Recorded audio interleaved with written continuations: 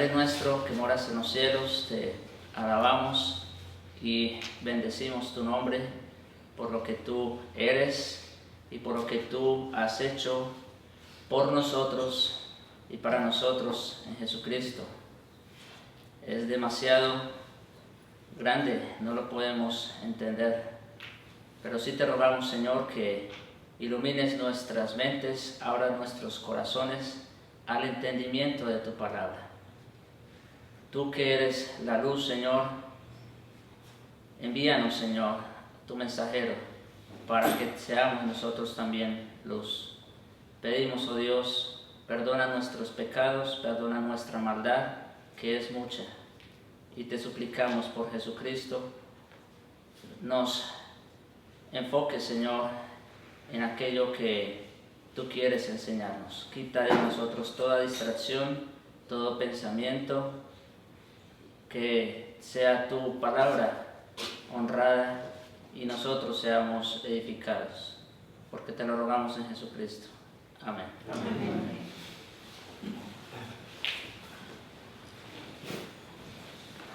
Sin proponérmelo, apenas caí en la cuenta, el mensaje de hoy va a ser honor al lema de nuestra iglesia. Si ustedes se han dado cuenta, el aviso que tenemos ahí justamente a la entrada, la luz resplandece en las tinieblas. Y es justamente de eso que vamos a hablar en el día de hoy, en la continuación del Sermón del Monte. Vamos a ir a Mateo capítulo 5. Mateo capítulo 5, versículos 14 y 15. Mateo 5, versículos 14 y 15. Quiero recordar también que la última vez hablamos de algo que el cristiano está llamado a hacer, y es hacer sal en la tierra, ¿verdad? Hoy el Señor nos llama a algo más todavía. Ahora nos llama a hacer luz. Dice versículos 14 y 15: Vosotros sois la luz del mundo. Una ciudad asentada sobre un monte no se puede esconder, ni se enciende una luz y se pone debajo de un almud, sino sobre el candelero, y alumbra a todos los que están en casa. En este versículo 14 tenemos una de las afirmaciones más sorprendentes y extraordinarias acerca del cristiano que se hayan hecho jamás, ni siquiera por nuestro Señor Jesucristo mismo. Si uno tiene en cuenta el marco y recuerda las personas a las que nuestro Señor dirigió estas palabras, resultan de verdad notables, como vamos a ver. Es una afirmación llena de significado y de implicaciones profundas con respecto a entender la naturaleza de la vida cristiana. Pero lo más notable, quizá, que vamos a ver, es que el Señor Jesucristo con estas palabras llega casi a ponernos en la misma posición de Él. Como dice el Señor Jesucristo en Juan 8:12, yo soy la luz del mundo. Y este texto está diciendo, vosotros sois la luz del mundo. Casi que el Señor llega a ponernos a la misma altura de Él, al decirnos que somos la luz del mundo. Y esto es sumamente interesante e importante. Vosotros, dijo nuestro Señor, mirando a personas sencillas, simples, personas completamente sin importancia desde el punto de vista del mundo. Vosotros sois la luz del mundo. Es una de esas afirmaciones que siempre deberían producir en nosotros el efecto de hacernos erguir la cabeza, de enderezarnos. Cuando el Señor nos dice, vosotros sois la luz del mundo. El vosotros al que se refiere esta afirmación significa simplemente todos y cada uno de los que son creyentes en Jesucristo. Vosotros sois la luz del mundo. El vosotros es enfático y conlleva esta idea. Así que vamos a ver rápidamente dos cosas con respecto a esta afirmación que el Señor hace. Vosotros sois la luz del mundo. La primera es que el mundo está en tinieblas. Así como hace 8 días dijimos, cuando el Señor dijo, vosotros sois la sal de la tierra, la idea era que el mundo estaba en un proceso de putrefacción y descomposición. Ahora el Señor, cuando dice, vosotros sois la luz del mundo, está implicando que el mundo está en tinieblas. Eso es lo primero que tenemos que ver aquí. El mundo está en tinieblas. Esto, de hecho, es uno de los puntos básicos del Evangelio. Siempre recalca este énfasis. Quizá en ningún otro pasaje de la Biblia se ve este contraste tan marcado sobre la idea de la luz y las tinieblas como en este versículo. Y aquí quiero atraer un poco de historia que creo que es importante para que nosotros entendamos mejor el punto. Hubo en el siglo XVIII un periodo que se llamó a sí mismo la Ilustración. Quizás algunos aquí, los más estudiosos, han escuchado por lo menos hablar acerca de ese periodo en la historia, sobre la Ilustración. Los que se interesan por la historia de la iglesia cristiana y de la fe cristiana deben tener en cuenta este movimiento, porque fue el comienzo, en un sentido, del ataque contra la autoridad de las Escrituras, este periodo de la Ilustración, porque puso a la filosofía y el pensamiento humanos en lugar de la revelación divina. Así como en la Iglesia Católica, ustedes saben, se tiene la tradición de la Iglesia y sobre todo la infalibilidad del Papa sobre las Escrituras. Bueno, con este movimiento de la Ilustración se pone el pensamiento del hombre y la filosofía humana por encima de las Escrituras, de manera que ellos llamaban ilustrado a todo aquel que en alguna manera tenía un conocimiento amplio sobre los asuntos de la vida. Pero en nuestros días podemos ir mucho más allá. En nuestros días sí que es verdad que los avances de la ciencia y la tecnología han aumentado como nunca antes en la historia. Si se puede decir, la gente o la sociedad o los expertos dirían que ahora estamos más ilustrados. Ahora estamos más ilustrados con todo lo que está sucediendo, con todos estos avances. Eso continúa presente hasta nuestros días. Pero lo sorprendente aquí es que en medio de todo este panorama se sigue sosteniendo en pie la afirmación bíblica que dice, vosotros y solo vosotros sois la luz del mundo. Es interesante el contraste que el Señor está presentando aquí con el pensamiento del mundo. Para el mundo, recibir luz, eso significa ilustración, de hecho, significa luz. Para el mundo, alguien lúcido, alguien ilustrado, es alguien que tiene un conocimiento amplio, como digo, sobre los asuntos de la vida, sobre la ciencia, sobre los avances. Esa es una persona ilustrada, esas son gente que tiene luz para dar. Pero el Señor dice aquí, vosotros, hablando a cristianos, y solo vosotros sois la luz del mundo. Qué contraste, ¿no? Qué contraste tenemos en estas palabras. Pensemos en ello en el campo de la vida y conducta personales. Muchos hombres de gran saber en muchos terrenos fracasan completamente en su vida personal. ¿Qué pasa con el mundo que en medio de tanta ciencia, de tanto conocimiento, de tantos avances, qué le pasa al mundo que si bien puede tener grandes logros como llegar a la luna, que puede tener grandes logros como encontrar la cura para el cáncer y muchas otras cosas, qué le pasa al hombre que no ha podido solucionar el problema de fondo?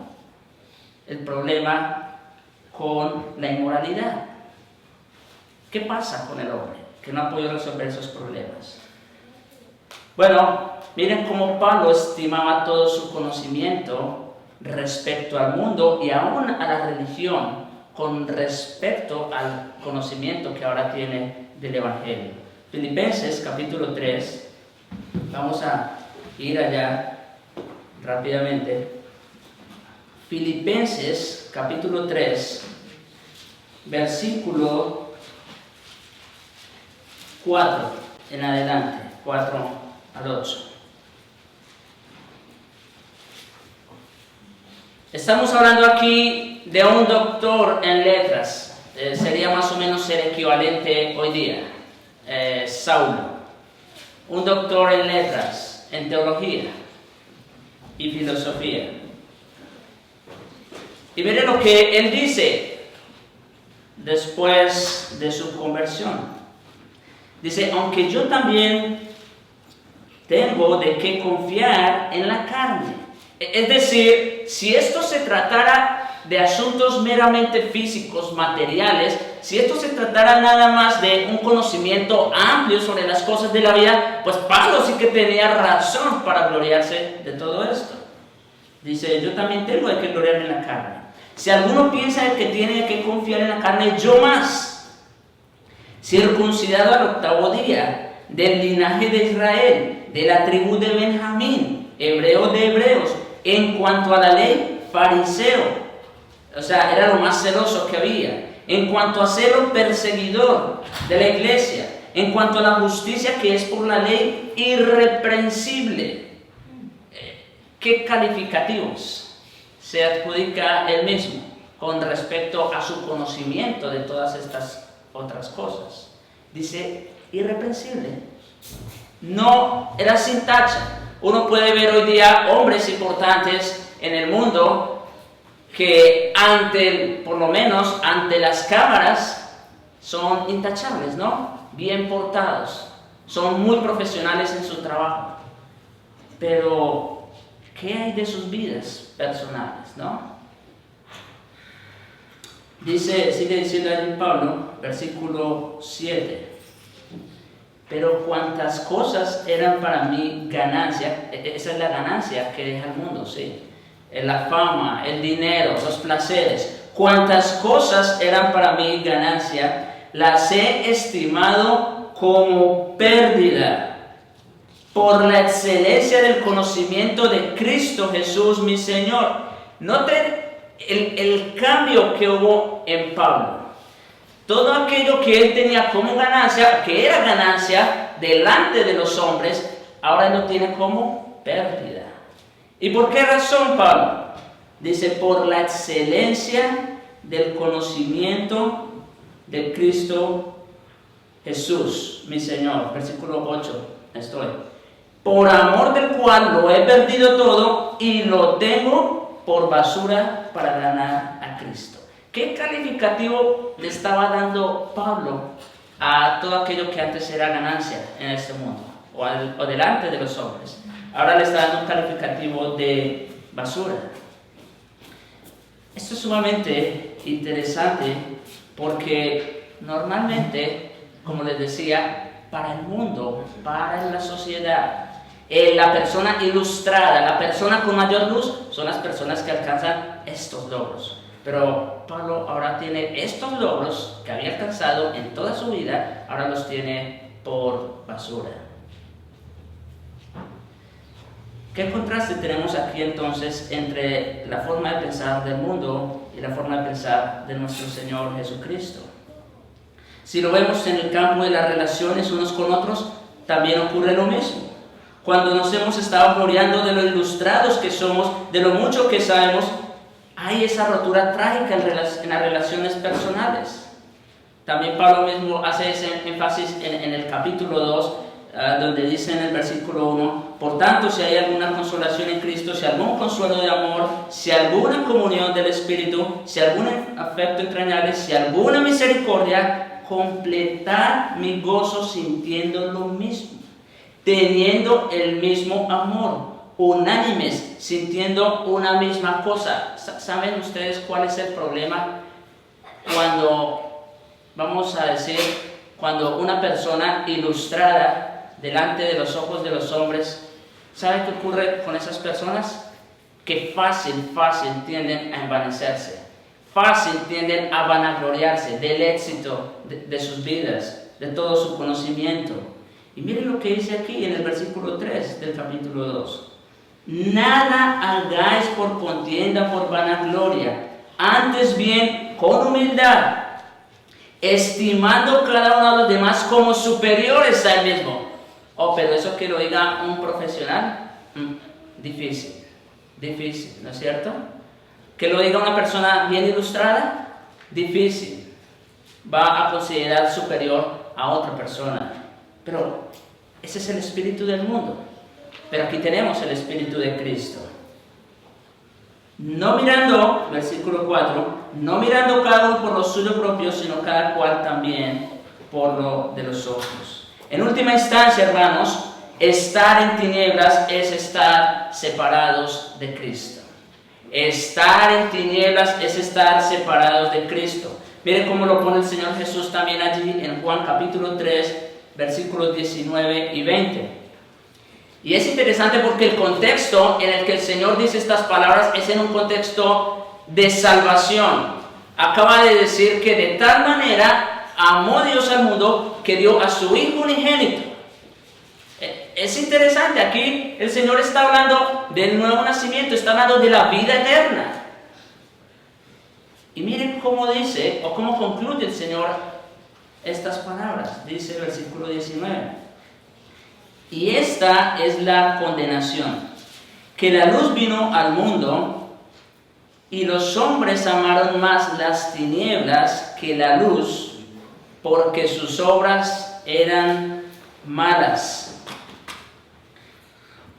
Hermanos, esto de la luz y las tinieblas es algo central en el Evangelio de nuestro Señor Jesucristo. Note en qué consiste. Si le preguntamos al Señor Jesucristo mismo, decimos, Señor, dinos tú, ¿cuál es la condenación? ¿O por qué se van a condenar los hombres? El Señor Jesús no se pone a dar una lista de cosas y dice, no, porque es que toman, porque es que roban, porque es que matan, porque es que... No, eso no es lo que dice el Señor aquí. ¿En qué consiste la condenación, Señor? Dice que la luz vino al mundo y los hombres amaron más las tinieblas que la luz.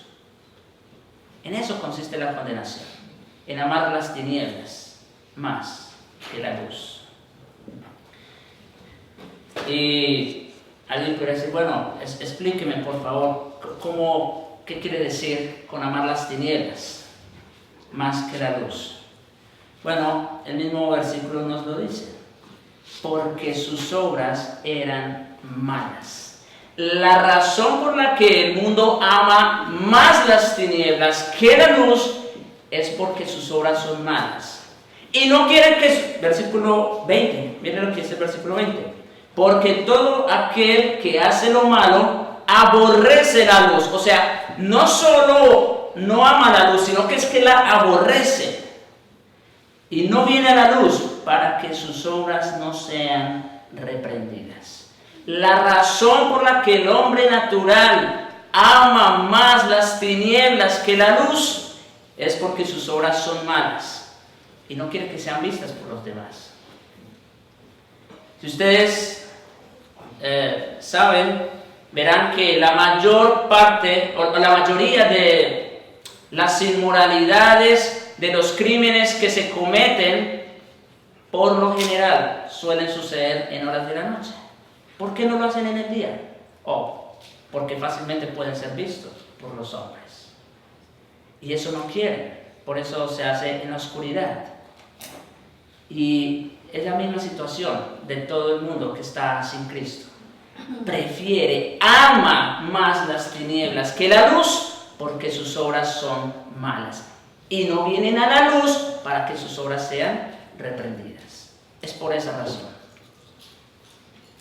Así que, como dije, lo primero es que el mundo, lo primero que el Señor quiere decir con la afirmación de que vosotros sois la luz del mundo, lo primero que el Señor está diciendo es que el mundo está envuelto, permeado de tinieblas por todas partes. Pero vamos un poco más allá. En segundo lugar, nuestro Señor no solo afirma que el mundo está en un estado de tinieblas, llega a decir que nadie, sino el cristiano, puede dar consejo e instrucción respecto a él.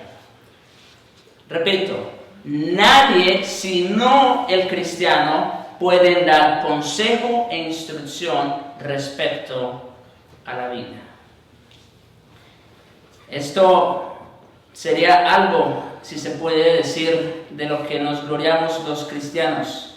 Los mayores pensadores y filósofos se sienten desconcertados en tiempos como los nuestros. Y sería muy fácil presentarles muchas citas de sus escritos para demostrárselos. No importa que lo considere en el campo de la ciencia, de la filosofía, cualquier ciencia que podamos citar aquí, todos coinciden en lo mismo. Ellos no pueden dar una respuesta suficientemente sólida al problema de este mundo. La razón está en que su teoría básica es que lo que el hombre necesita es aumentar su conocimiento, su saber. Creen que si el hombre tuviera esos conocimientos y los aplicara a la vida sería suficiente. Pero eso no es lo que dice nuestro Señor Jesucristo. Quiero rápidamente citar el doctor Martin Lloyd-Jones en una cita que él hace respecto a un libro. Y yo quiero que pongan mucha atención. Si ustedes saben, yo no suelo hacer muchas citas, pero esta me pareció importante porque nos ayuda a ver cuál es la conclusión a la que llega un hombre en su estado natural. Y no solo eso, sino a qué conclusión llega con respecto a su propio pensamiento.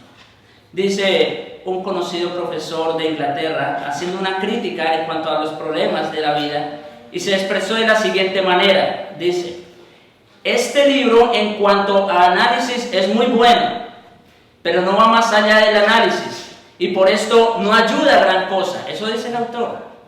En cuanto a análisis es muy bueno, pero no va más allá, y por esto no ayuda a gran cosa. Todos sabemos analizar, pero la pregunta vital que queremos responder es: ¿cuál es la raíz última del problema? Esa es la pregunta. ¿Qué se puede hacer? En cuanto a esto, dice el mismo autor, nada dice. Lo que yo quiero que ustedes vean en estas palabras de este hombre es: él es un filósofo, un doctor en letras también, y está haciendo un análisis. Es lo que hacen los filósofos de por sí, analizar la razón de muchas cosas. Y dice, esto es solo un análisis, pero en cuanto a la raíz última del problema y qué se puede hacer para resolver el problema, no dice absolutamente nada. Y saben, hermanos, la historia nos lo ha demostrado. Todos los grandes hombres de la historia, ni uno solo de ellos ha podido dar respuesta al problema más grande del hombre. Y ellos, muchos de ellos lo saben y lo reconocen, como este hombre lo reconoció aquí en su escrito, que incluso tiene como título La condición humana. Así es, hermanos. Puede uno buscar una y otra vez en los más grandes filósofos y pensadores y nunca lo llevan a uno más que a un análisis. Son excelentes en el planteamiento del problema y presentar los distintos factores que actúan, pero cuando se les pregunta dónde está la raíz última de ello y qué piensan hacer, nos dejan sin respuesta. Es obvio, entonces, que este mundo, con toda su ciencia, con toda su filosofía, con todo su conocimiento, no tiene absolutamente nada que decir al problema más grande del hombre.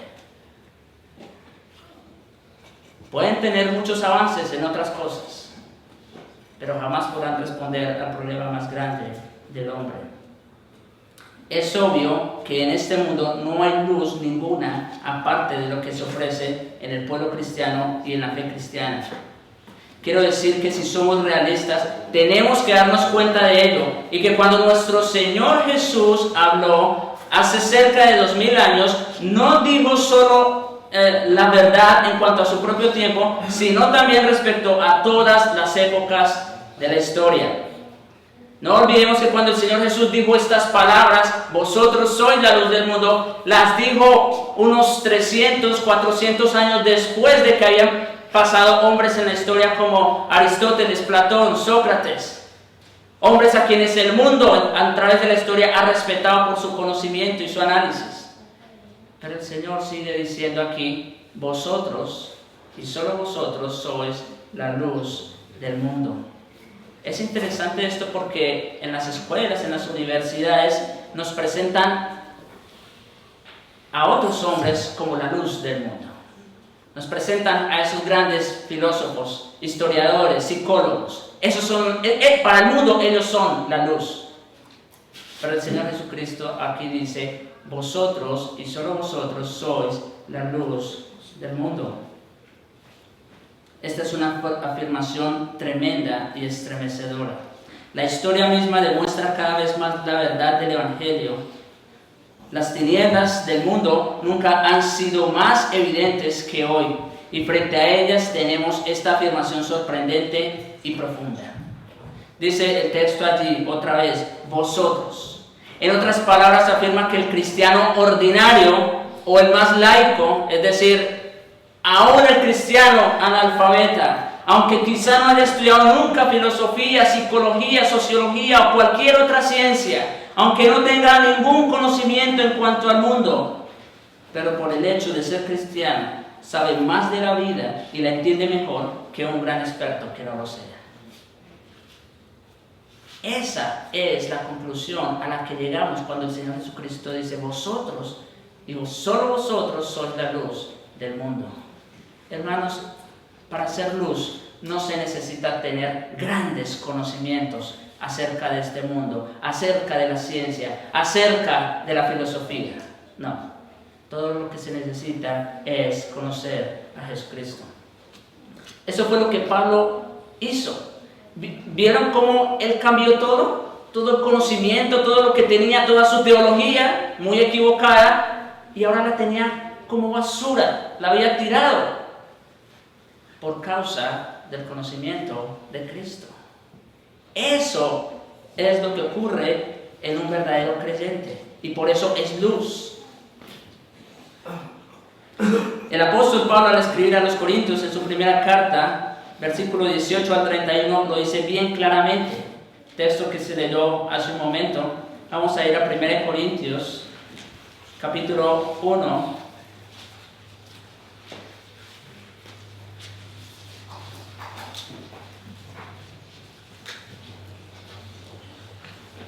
En parte la escuela dominical también me sirvió como base para este sermón, porque allí precisamente estábamos hablando, ¿no? Cómo el espíritu del anticristo, con toda su ciencia y su conocimiento, se levanta en contra del cristianismo. Miren allí, 1 Corintios 1:18, porque la palabra de la cruz es locura a los que se pierden. ¿Y quiénes son los que se pierden? ¿Quiénes son los que tienen el evangelio por locura? Pues el mundo, todos aquellos que están sin Cristo. Para ellos esto que estamos haciendo aquí esta mañana es una locura. Así de sencillo. Porque la palabra de la cruz es locura para los que se pierden.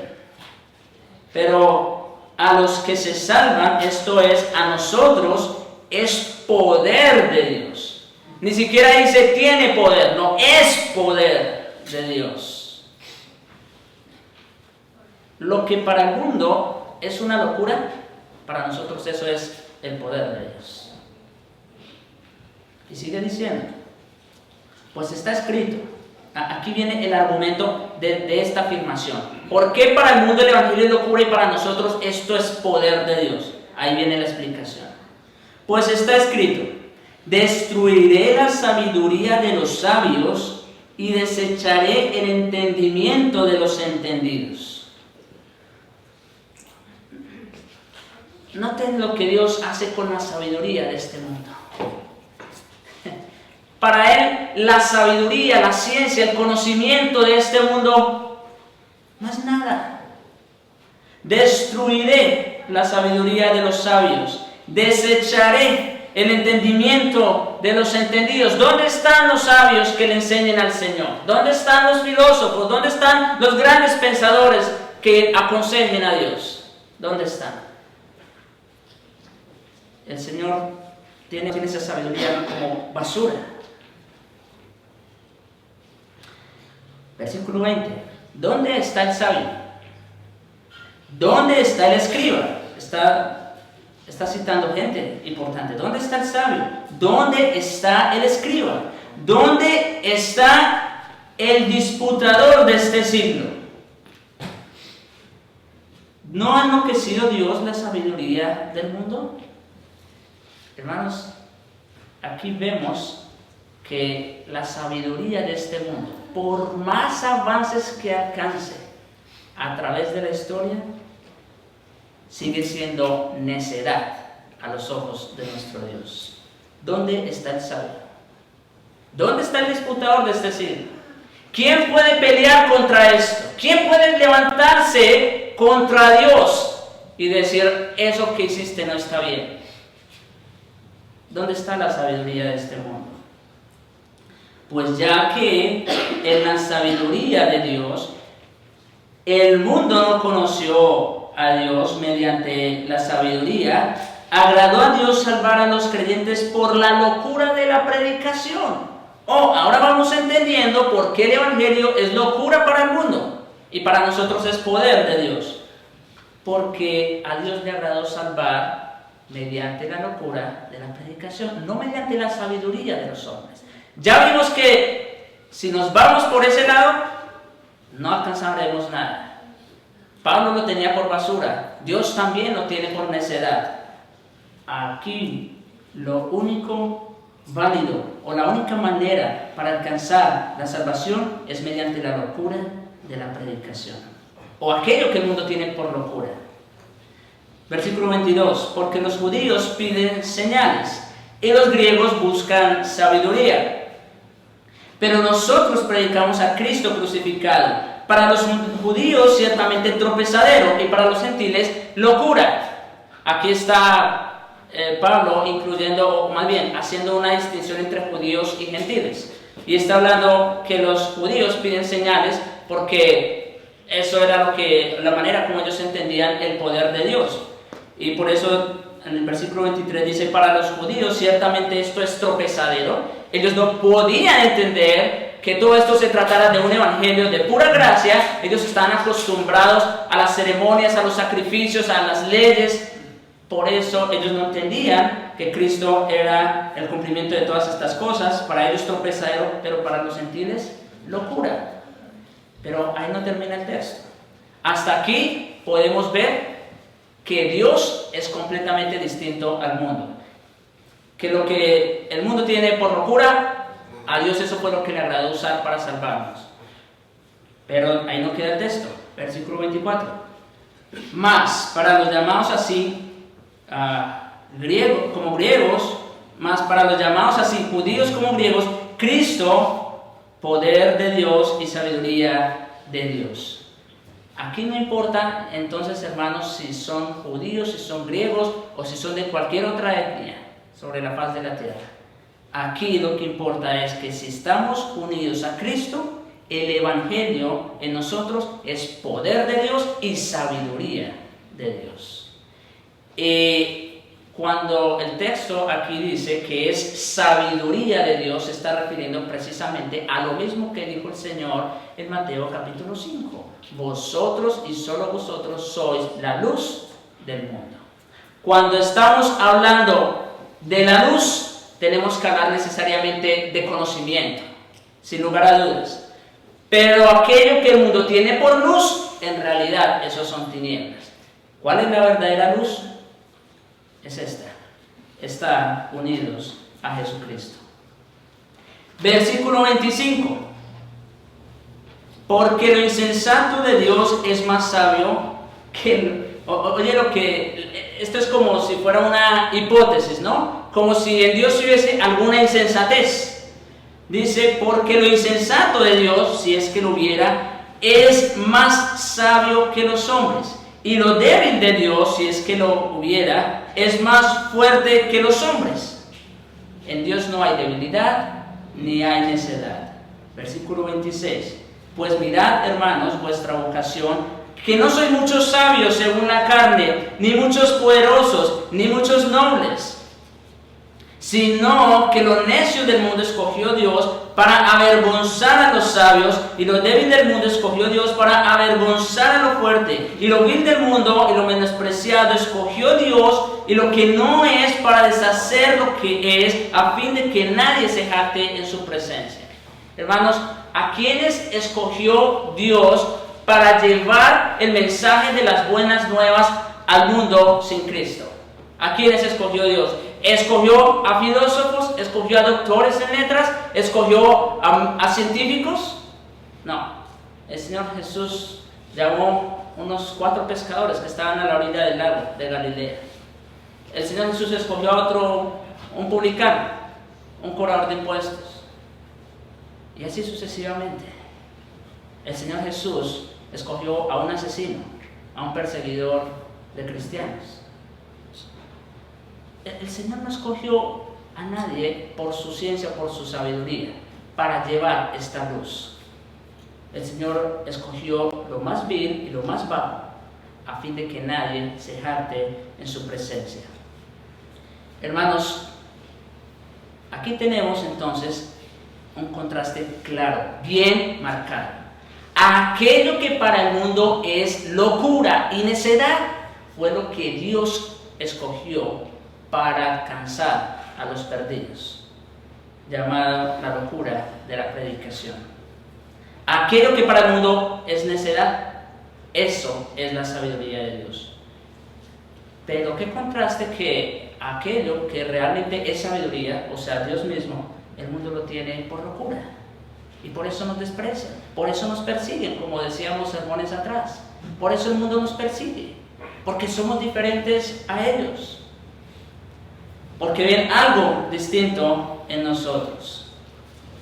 Ahora, la pregunta que surge aquí es, ¿cómo pues se cumplirá esto de que somos luz en nosotros? ¿Cómo se cumple eso en nosotros? Y una vez más se nos conduce a la enseñanza referente a la naturaleza del cristiano.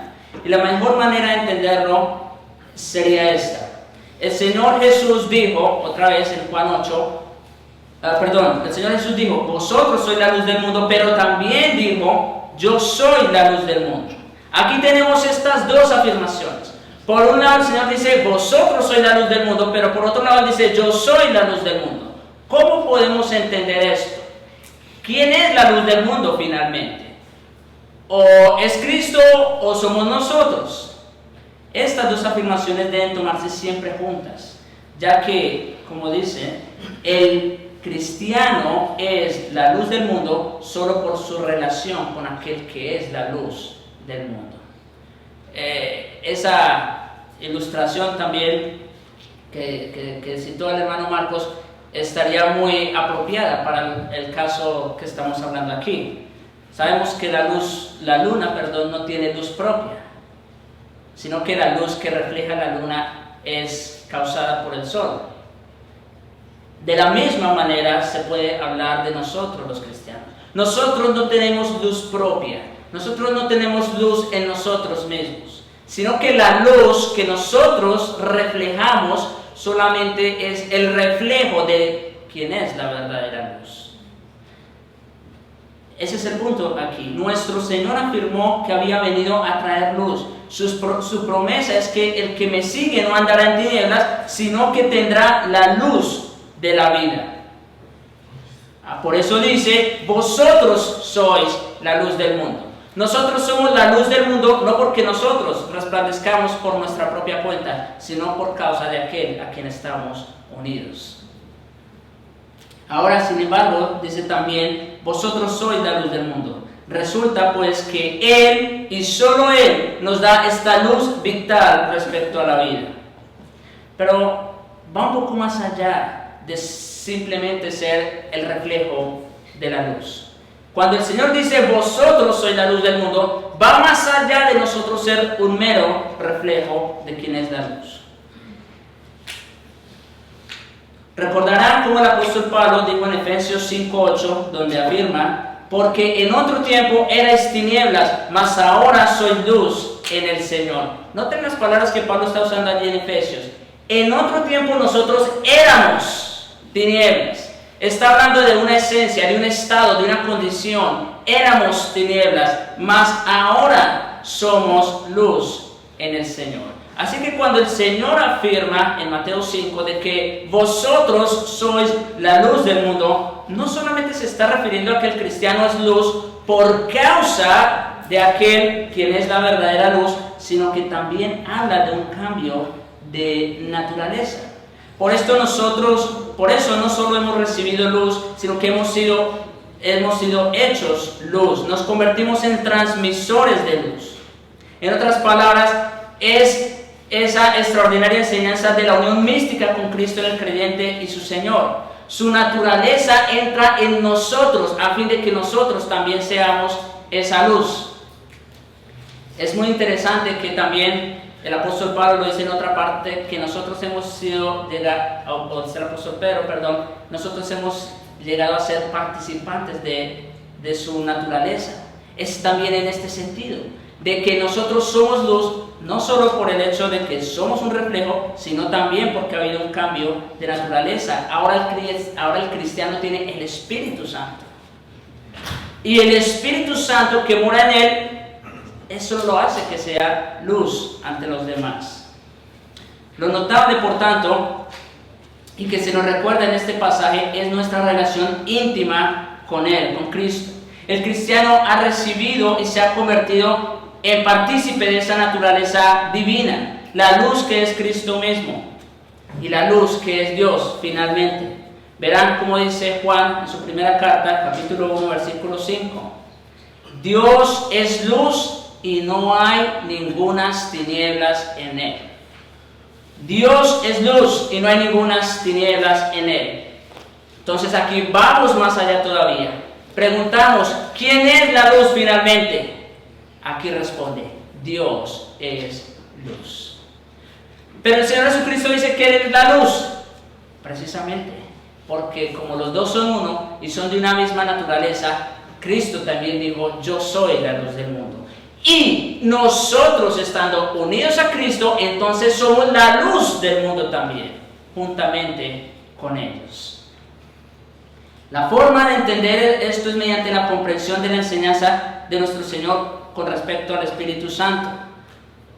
Juan 14 al 16 está lleno de estas frases, pero una de ellas sería como la consecuencia de su venida es esta. Diría el Señor Jesús, mi Padre y yo moraremos en vosotros y estaremos en vosotros y vosotros estaréis en nosotros. ¿Qué es lo que está diciendo el Señor allí? Que si nosotros estamos en Cristo, el Padre también está en nosotros. Y por lo tanto, Dios, quien es la luz, está en nosotros. Eso quiere decir que nosotros ahora somos portadores de esa luz que comparte el Padre y el Hijo. Así como el Padre es luz, así como Jesucristo es luz, nosotros ahora también somos luz. ¿Por qué? Porque ahora el Padre y el Hijo están en nosotros. ¿Cómo? A través de su Espíritu Santo. Esto es sumamente importante que lo entendamos y que lo tengamos claro, hermanos. Esto tiene que ver con la obra de la Trinidad, precisamente. ¿Cómo es que la Trinidad toda obra a favor de que nosotros los cristianos seamos esa luz en el mundo? De hecho, y aquí hago una aclaración, de hecho, esa luz que está en el Padre y en el Hijo no se podría ver en este mundo sino a través de los creyentes. La luz del Padre y del Hijo no se vería en este mundo si no fuera por los creyentes. El Hijo ya vino, duró 33 años y ya se fue. Pero ¿qué habría de la luz si Él no nos hubiese dejado su Espíritu para que seamos luz? Nosotros, hermanos, en otras palabras, somos portadores de la luz y del resplandor de la gloria de Dios en este mundo. Eso es lo que está implicado allí en la frase, vosotros sois la luz del mundo. Nosotros somos portadores de esa naturaleza divina. Y por lo tanto, cuando el mundo nos ve a nosotros, entonces el mundo puede ver a Cristo. En ese sentido, el Señor dice, vosotros, y solo vosotros, sois la luz del mundo. Ahora, quiero decir también algo con respecto al orden de las palabras del Señor.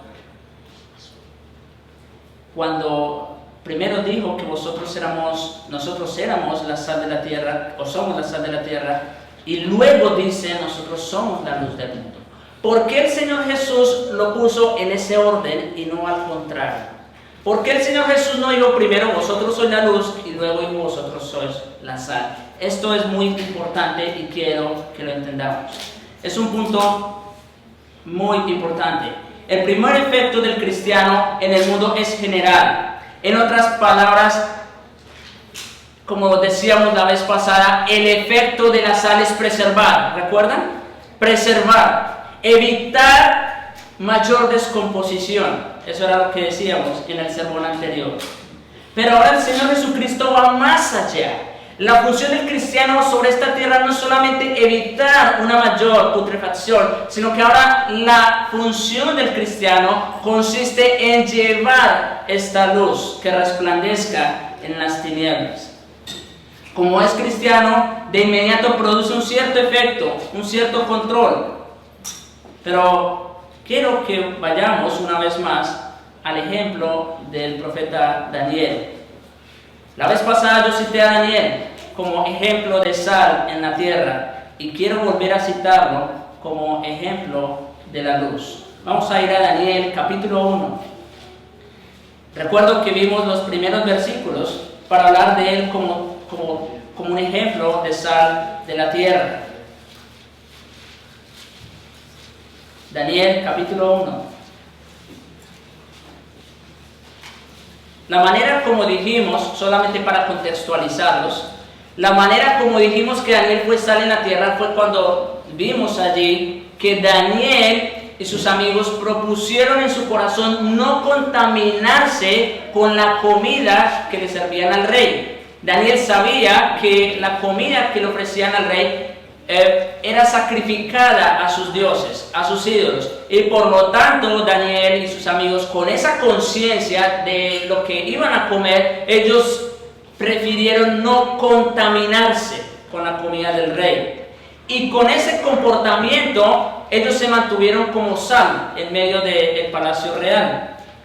Pero noten cómo ahora no solamente resultan ser sal, sino también luz. Versículos 17 al 20. Ya vimos que fueron sal. Ahora versículo 17. A estos 4 muchachos Dios les dio conocimiento e inteligencia en todas las letras y ciencias.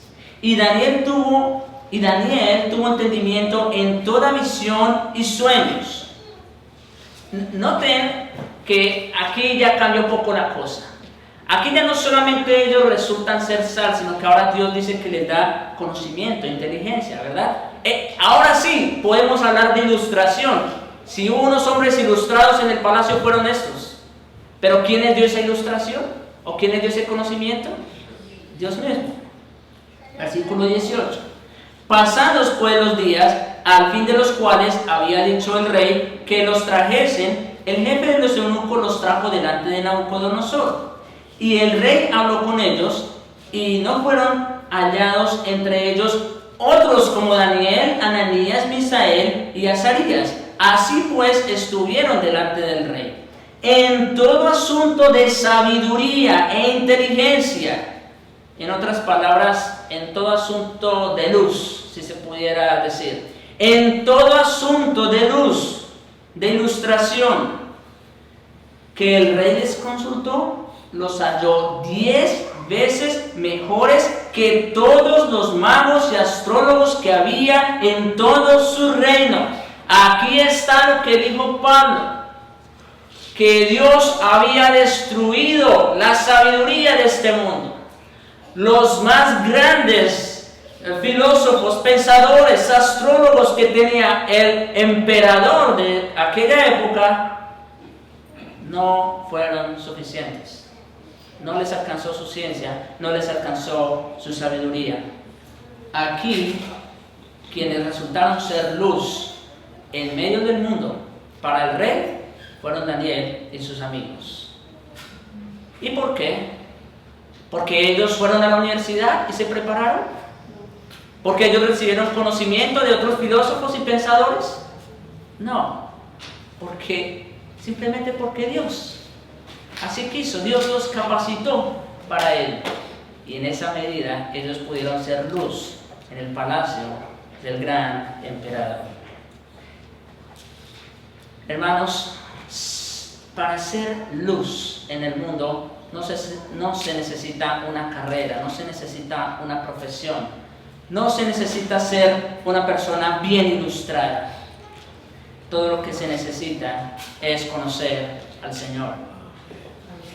En otras palabras, la Biblia, al tratar del cristiano, siempre subraya primero lo que es antes de comenzar a hablar lo que hace.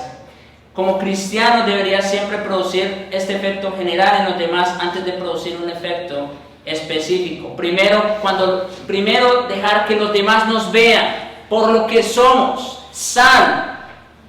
Y cuando ellos vean, cuando ellos gusten que nosotros somos sal, que somos diferentes a ellos, y nos demanden o nos pregunten por nuestra fe, entonces nosotros estemos preparados para dar defensa de ella. Eso es ser luz. ¿Ven la relación de la sal y la luz? Primero el Señor nos dice que somos sal, porque el primer efecto de un verdadero creyente en el mundo es eso. Pero luego, y la consecuencia de ser sal es ser luz. Porque solamente cuando nos pregunten, cuando nos demanden sobre nuestra fe, nosotros vamos a tener esa respuesta. Y esa respuesta no es otra que el Evangelio. Y el Evangelio es la luz que resplandece en el mundo. Rápidamente, unas aplicaciones.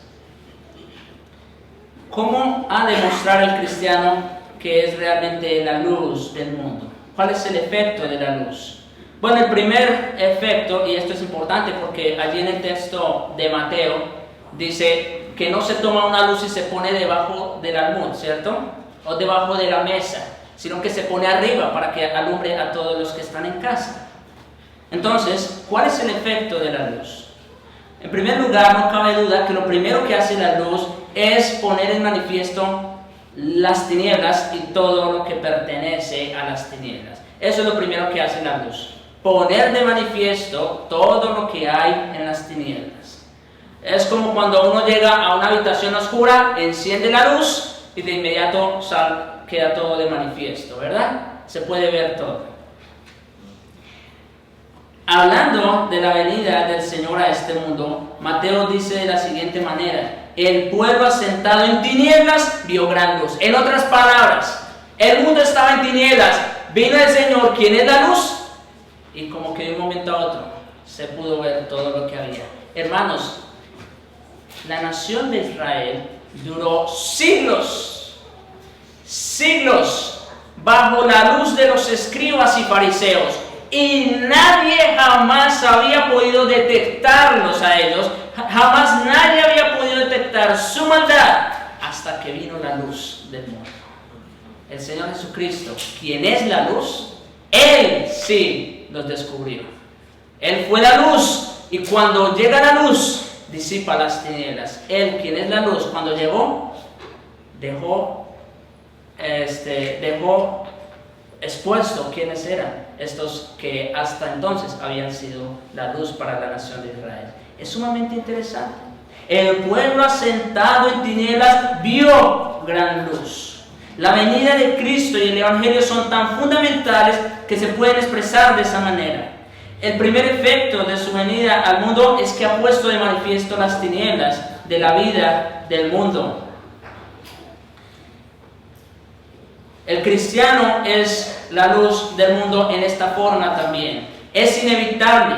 Por ser cristiano muestra un estilo de vida diferente, y esto de inmediato pone de manifiesto la verdadera índole y naturaleza de la forma de vivir. Cuando un cristiano llega a un lugar, lo que normalmente debiera suceder es que todos se dan cuenta de que esa persona es diferente.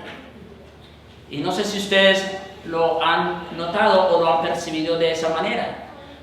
Cuando los fariseos vieron al Señor Jesucristo, ellos no se pudieron quedar callados.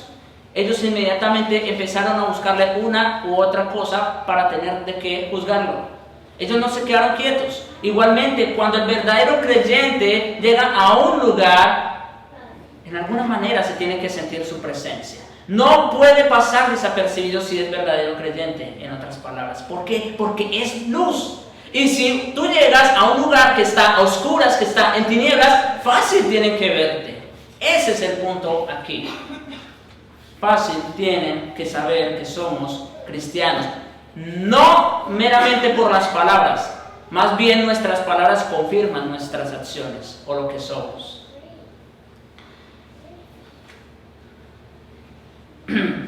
Proporciona un modelo, muestra que hay otra manera de vivir, que es posible para el género humano. Pone por tanto de manifiesto el error y el fracaso de la forma de pensar y vivir del hombre natural.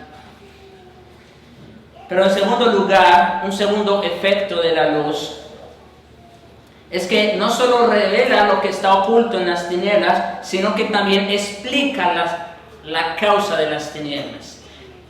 Lo segundo que podemos decir de la luz es que explica la causa de las tinieblas. Ahí es donde los cristianos tenemos la luz.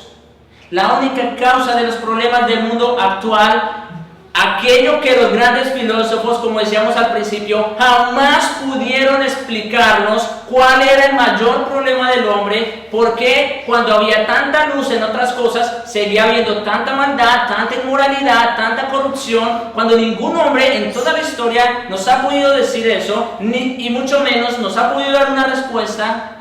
Entonces, aquí llega el Señor, y aquí llegan los cristianos. La única causa de los problemas del mundo actual, desde el nivel personal hasta el internacional, no es nada más que la separación del hombre con respecto a su Creador. Ese es el mayor problema del hombre. La separación que hay entre el hombre y su Creador. Esta es la luz que solo los cristianos poseen y que pueden dar al mundo. Por eso el mundo, por más ciencia, por más avances, por más tecnología, por más cosas que puedan tener, jamás lograrán tener luz respecto al verdadero problema, porque están separados de Dios. Y esta es una luz que solamente los verdaderos creyentes poseen cuando conocen al Señor Jesucristo. Todas las dificultades que el mundo de hoy experimenta se pueden atribuir, en último análisis, al pecado, egoísmo, búsqueda del provecho propio.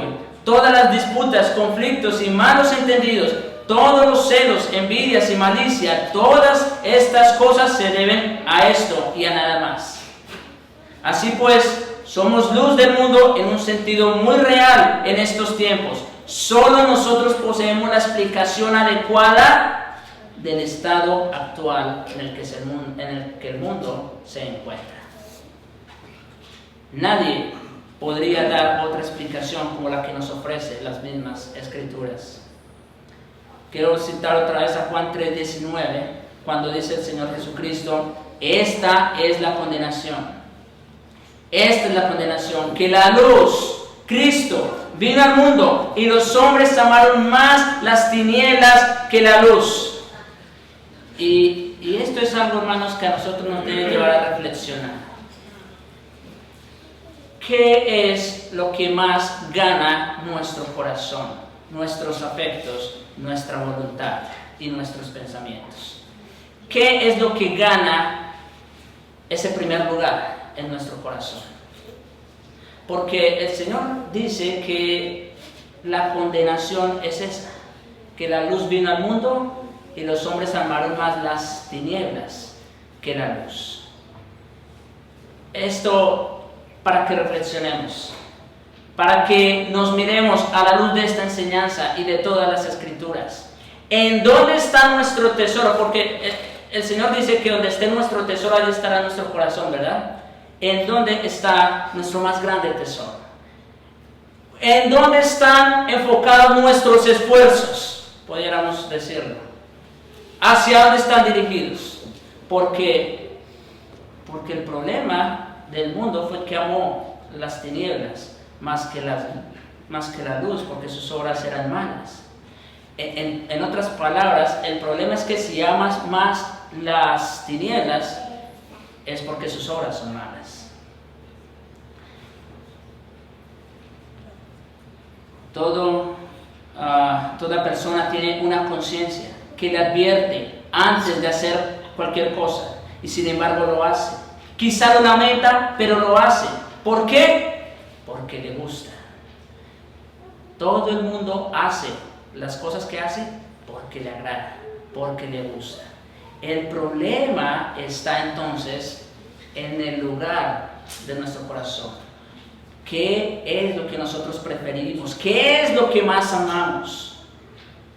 El problema del hombre no está en su intelecto, está en su naturaleza, las pasiones, los placeres. Ese es el factor dominante. Y aunque se trate de educar y dirigir al hombre, no se conseguirá en tanto que su naturaleza siga siendo pecadora y caída, en tanto que siga siendo una criatura de pasiones, de deshonestidad y muchos otros pecados. El problema no está en el intelecto. Ya vimos que lo más sabio del mundo, la sabiduría del hombre, es basura delante del Señor. El problema no está en el intelecto, el problema está en el corazón, el problema está en su naturaleza. Pero en tercer lugar, como última aplicación, la luz no solo pone de manifiesto las tinieblas y la causa de las tinieblas, sino que además presenta y ofrece la única salida de las tinieblas. La luz presenta la única salida de las tinieblas. Dice el Señor otra vez: vosotros sois la luz del mundo. En otras palabras, el Señor está dejando solo una salida, una opción al mundo. ¿Cuál es esa salida o cuál es esa opción para el mundo? Hermanos, la evidencia más clara es que ustedes y yo estamos aquí en este día. Ustedes y yo somos la luz del mundo.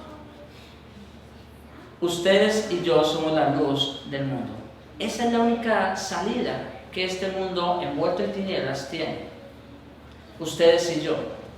Pero no ustedes y yo por causa de nosotros, ya lo dijimos, sino que a Dios le ha placido, mediante la locura de la predicación, y le ha placido escoger personas viles, menospreciadas, pobres, débiles como nosotros, para que nosotros ahora, habiendo sido cambiados por naturaleza, ahora seamos transmisores de la luz del Evangelio. Hermanos, nosotros somos la única salida, la única respuesta y la única opción para este mundo que está envuelto en tinieblas. Pero una última cosa, como parte de esta aplicación, quiero que vayamos a primera carta de Juan.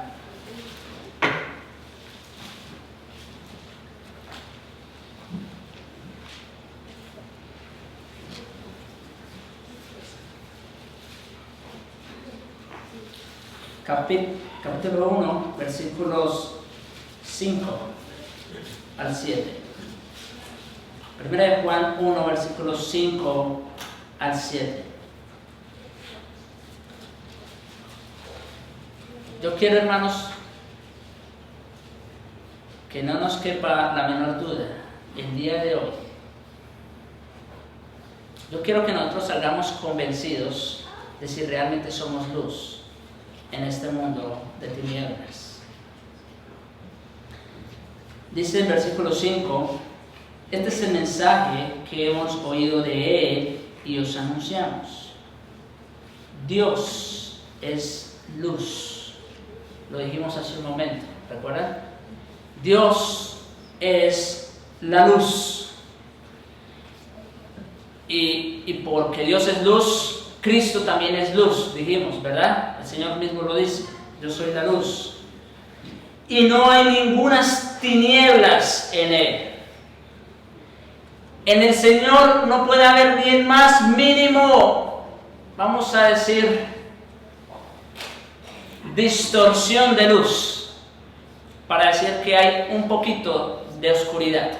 No, Dios es luz, plena, completa, y no hay ningunas tinieblas en Él. Versículo 6. Si decimos que tenemos comunión con Él, aquí está la clave. ¿Vieron?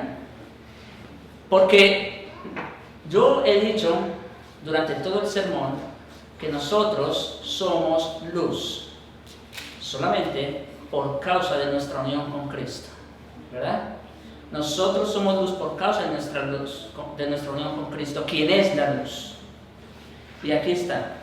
Si decimos que tenemos comunión con Él y andamos en tinieblas, mentimos y no practicamos la verdad.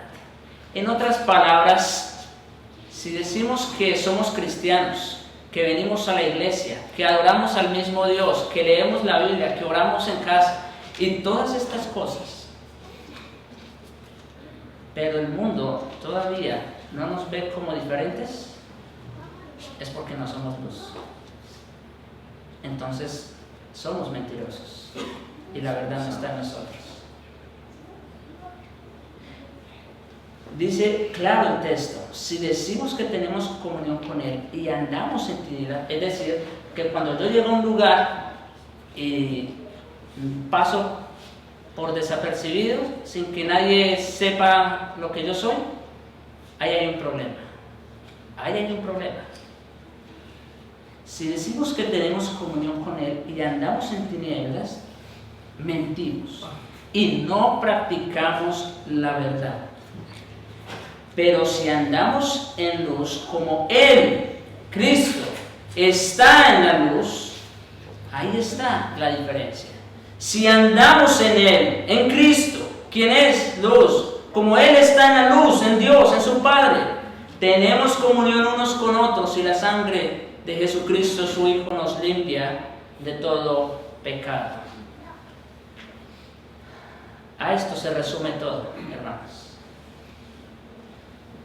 Nosotros, el Señor dice, vosotros sois la luz del mundo. Y el Señor lo dice porque Él está seguro y está convencido de que todos los cristianos verdaderos están unidos a Él y por lo tanto son luz. Por eso dice, vosotros sois la luz del mundo. Los cristianos, ustedes y yo, vivimos en medio de personas que viven en densas tinieblas. Nunca encontrarán luz ninguna en este mundo. Y si no es en ustedes y yo y en el Evangelio que creemos y enseñamos, no la encontrarán en ninguna otra parte. No encontrarán luz en otra parte. Las preguntas que debemos hacer para terminar es: ¿ven algo diferente en nosotros? ¿Son nuestras vidas un reproche silencioso de la vida de ellos? ¿Vivimos de tal modo que los induzcamos a venir a nosotros para preguntarnos sobre nuestra fe y nuestra esperanza? Si lo hacen así, entonces podemos comunicarle las buenas nuevas tan maravillosas y sorprendentes de que Cristo Jesús vino al mundo para salvar pecadores. He escuchado de personas que nos critican, dicen, pero yo no los veo a ustedes que evangelicen, que salgan a las calles o a las casas a predicar. Hermanos, no tenemos que hacer eso. Lo que tenemos es que vivir lo que somos. Esa es la mejor manera de evangelizar a este mundo que está envuelto en tinieblas. Simplemente ser lo que somos, ser la sal y ser la luz. Pero si no eres luz, es porque seguramente no estás en la luz, sino que estás en las tinieblas al igual que los demás. Es así de sencillo. Si no eres luz, eres tinieblas. No hay otra opción. Solo los cristianos son la luz del mundo de hoy. El Señor nos ayude a que vivamos y actuemos como hijos de luz. Oremos.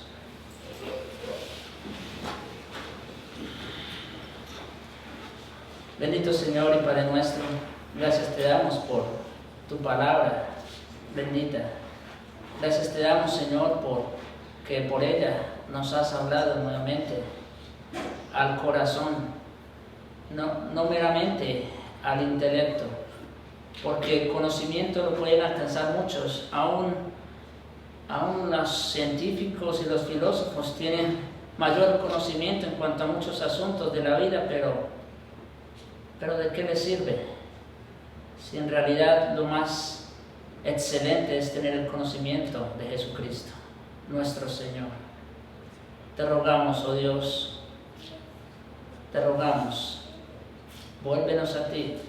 Te suplicamos, oh Dios, manténnos unidos a Cristo, quien es la fuente de la luz, para que solo en esa manera nosotros también podamos ser luz en este mundo. Oh Señor, te suplicamos, haz esa obra de gracia y de misericordia en todos tus hijos. Y aquellos que no lo son todavía, que, pues, Señor, hablan de sus corazones y úsanos a nosotros como medio para que por medio de nosotros te puedan conocer a ti. Te lo suplicamos, Señor, en Jesucristo.